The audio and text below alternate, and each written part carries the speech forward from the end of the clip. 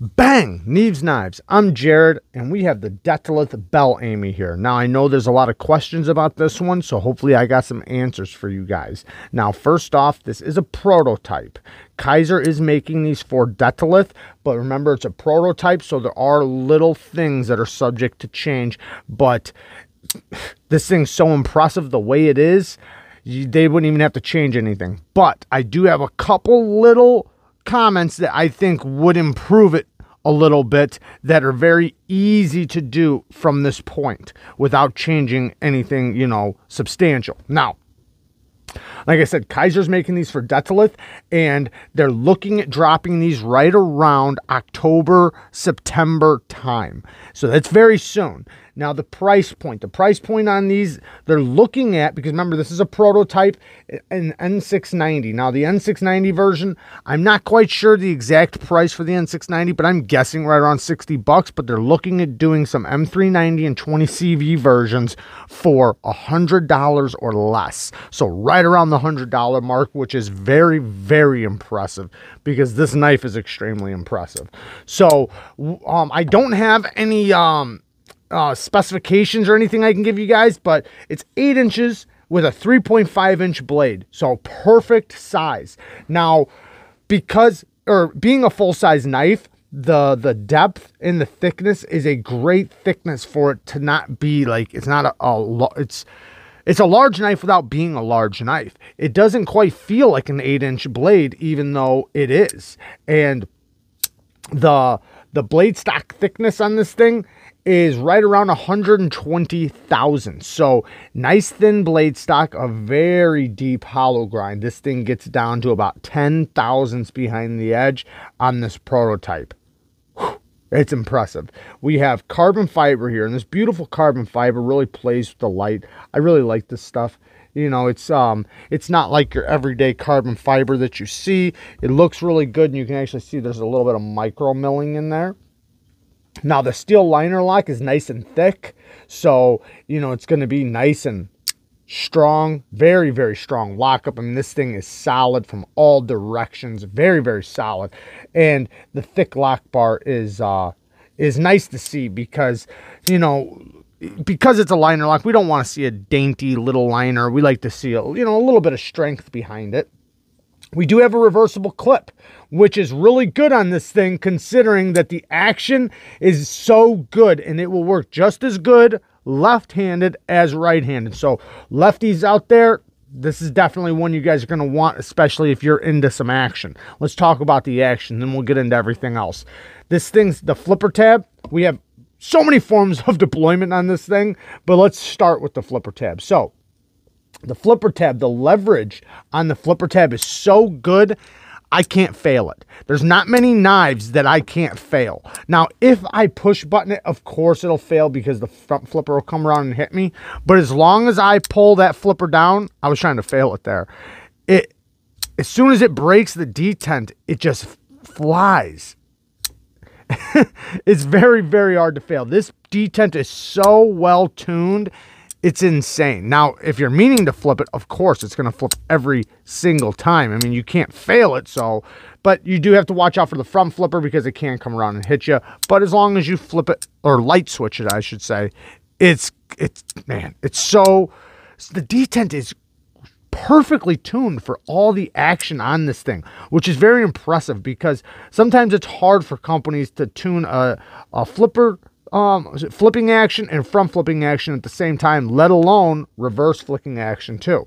Now, the front flipper is like the perfect jimping and a mount because it comes up the front, over the top, and all the way around, which is really good. Now, you do see there is a couple little jimps on the flipper tab. We'll get back into that here in a second. But the front flipper is very, very easy to deploy because the jimping is nice and grippy, so it grips you back. which I really like to see with a front flipper. And the type of handle this is, it makes it where you have good control. It feels really good in the hand to get to the front flipper. Sometimes it's kind of awkward grabbing the knife to get to the front flipper. Not like that with this. This is very easy to get to, very easy to control. And I don't know if you've noticed this whole time, but this thing is 100% false shut action. We'll get back into that here in 1 second.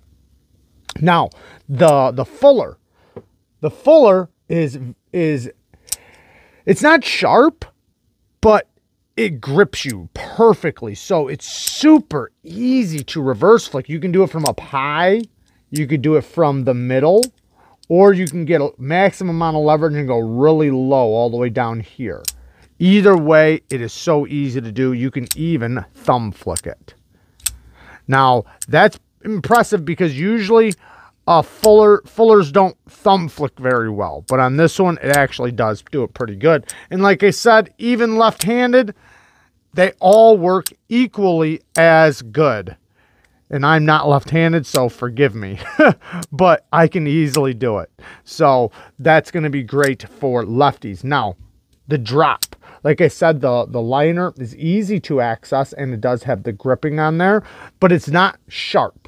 It's just grippy. It's not sharp at all. So when you go to unlock it, it's very comfortable to unlock, and 100% false shut action.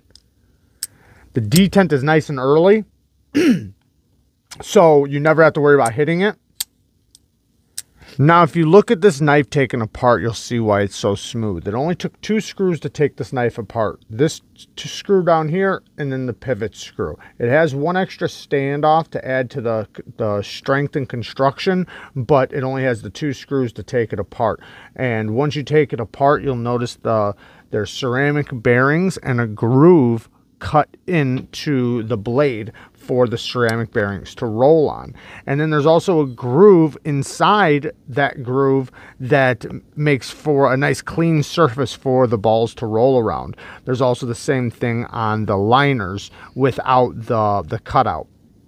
Now also, you'll see that there's a hole drilled through the front flipper that you can't see while it's put together, but while it's taken apart, you can see there's a hole in the front flipper, which takes weight off from the pivot side. Now, taking weight off from the pivot side puts all the weight towards the blade, making it blade heavy, so it drops incredibly fast, and that's why it's so smooth on the drop, and also why once you break the detent, the blade just flies open. Now also, there's grooves cut out on the pivot for you to get oil into so that you can clean out the pivot really easily, but that also takes more steel away from that side, making it even lighter towards the pivot, so making it more blade heavy, so it just adds to the smoothness. And that's how they got this incredible action with such a light blade. 10 thousandths behind the edge in geometry. This thing cuts like a beast. But the ergos are so good because everything's nice and smooth around the edges, and it's slightly contoured, but it's got the perfect thickness and height in your hand. Yes, I feel the clip a little tiny bit right here because it is a deep carry clip, but regardless, the ergos, you have a nice straight back design right here. So that's going to allow pressure to be distributed across your entire hand when push cutting. When slicing, you have your thumb with the jimping right here, locks in really good. You have a little bit of jimping right here for the pinch grip right here.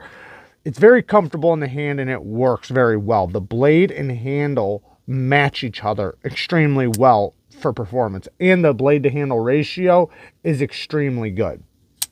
Now, when cutting with it, the blade being so thin behind the edge, it passes through materials very easily. Now, we do have this fuller that it'll take it creates a little bit of drag, but not so much to where it really affects it too much, and you can always angle it a little bit and let the materials go past the fuller.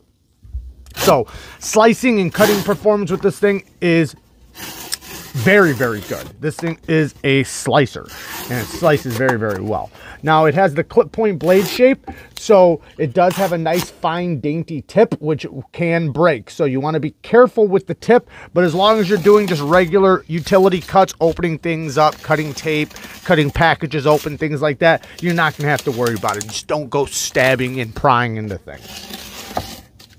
But for cutting things open, opening things up, this thing is going to be fantastic. Now, the clip and carry. Clip works great. It does have this little ridge right here that I did notice my pants hit a couple times, but it's really not that big of a deal. It's actually pretty easy to get past, but it does have a little bit of a ridge for the pants where it does. It bumps it sometimes, but not to the point to where I would call it a bad thing. So in and out of the pocket, it's great. Carries great. Nice and slim in the pocket. It's great. It works perfect. And the tension is great too. Not too strong, not too light, just perfect for in and out of the pocket. And like I said, it's reversible. Now, talking about some negative things really quick. So one thing I just want to say, anything I'm about to say is as nitpicky as I can get. So one thing I'd like to see changed, okay, is they have the two jimpings right here, right? I'd like to see a third one added right here on the corner, because this corner is slick. It is very slick. Now, as long as I let the other jimping grab me, which, to be honest, it's very easy to deploy every time reliably, but it's just a little slippery right here on this very corner. I'd like to see one other jimp put there, and that's very easy for them to do at this point. Next thing, you guys know I don't like T6s. I doubt they're going to change that, but, you know, I don't like T6s. And I forgot to say really quick that it has the one standoff here with the screw and then another standoff here. So that does add to the strength without having extra hardware on the outside. So I forgot to mention that. And there's lots of milling on the inside. So the weight is brought down and it's incredibly light. Very, very light knife, especially for a full-size knife. Next negative thing is this the paint or the coating. It's going to, it's not that strong. It's going to come off with heavy duty cutting. Now, if you're doing light duty cutting, yes, it'll hold up just fine.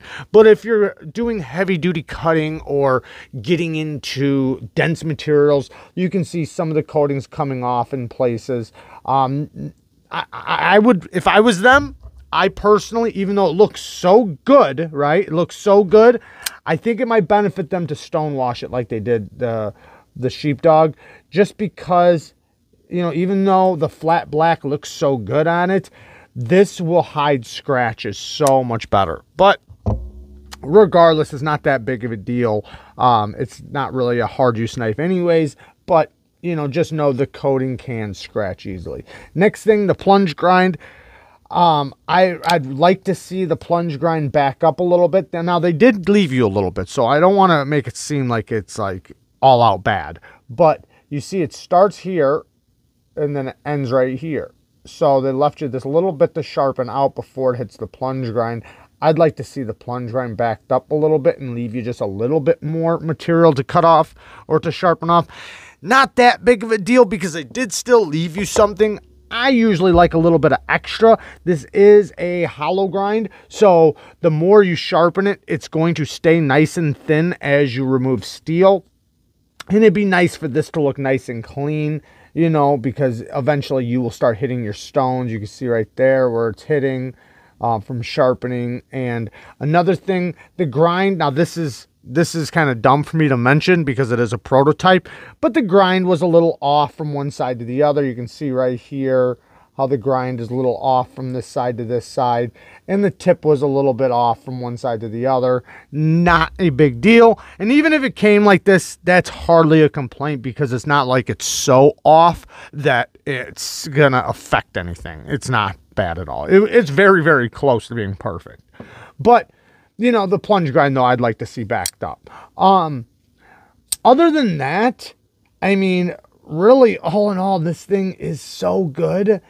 The cutting performance, the ergos, the action, the fit, the finish, it's so good. I think this thing is going to be extremely, extremely popular. There's just so much good to it. And yeah, internal stop pins. I forgot to mention that. Internal stop pins, so you don't have to, or so it's going to add to, you know, side to side play. When you have internal stop pins, it makes it where it's going to be a little more solid. I love seeing that.